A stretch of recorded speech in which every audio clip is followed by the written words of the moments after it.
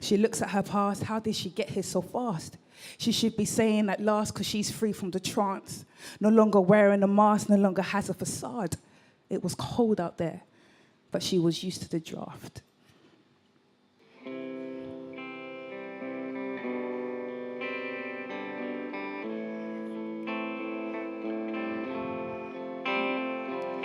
You see, the door to her heart was on latch.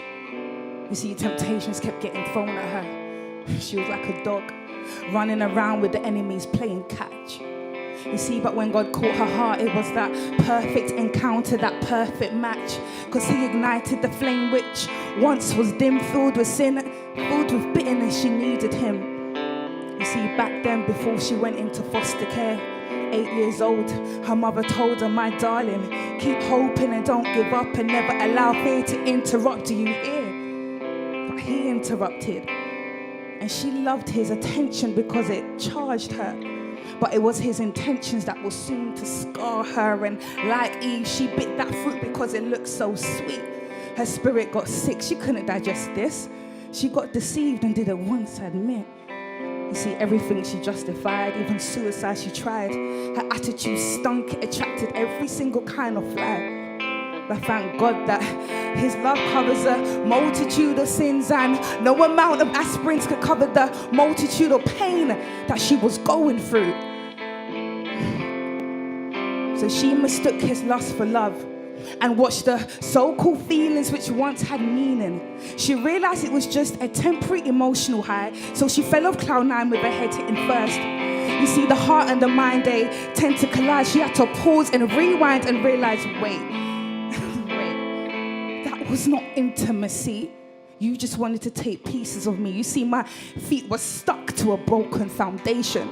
She was compromising her self-worth for meaningless fornication. Her mind was loyal to lust and lies, creating unnecessary soul ties, and the knots ended up so tight and it's hard to undo them. So she went on an emotional grind. She tried to seek love and approval from mankind, but they appeared to care and help. But deep down they were disinclined, and when they heard what she was dealing with, she was automatically declined. When they heard what she was dealing with, she was automatically defined. So she went back in her box and sealed her lips. Now standing at the dead end of a death penalty, feeding off dead negativity like it tasted good. She couldn't see the tunnel due to planks of wood, and neither been on the end of any fatherhood. Even though her and her father, they had the same eyes and they had the same genes, but his daughter, his seed, he never did see. And you're looking at the sheep, and I'm just gonna be honest. I'm just gonna keep it raw and just be honest. He didn't come to see his seed. But when God covered her, when God led her, that is when she started to see. You see, some of us are stuck. Some of us have one foot on the land of truth and the other foot on falsehood. Be careful. We're ending up in predicaments that ain't a good look.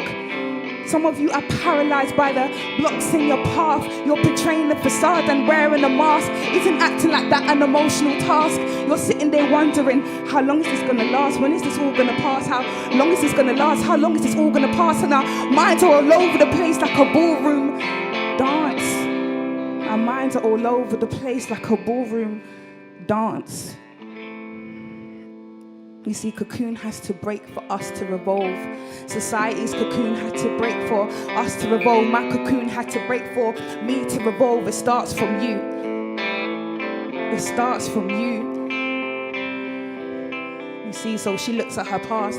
How did she get here so far? She should be wearing a mask because she's free from the trance. No longer wearing a mask, no longer has a facade. It was cold out there, but she was free from the trance. It was cold out there. I guess she was used to the draft. Thank you, guys.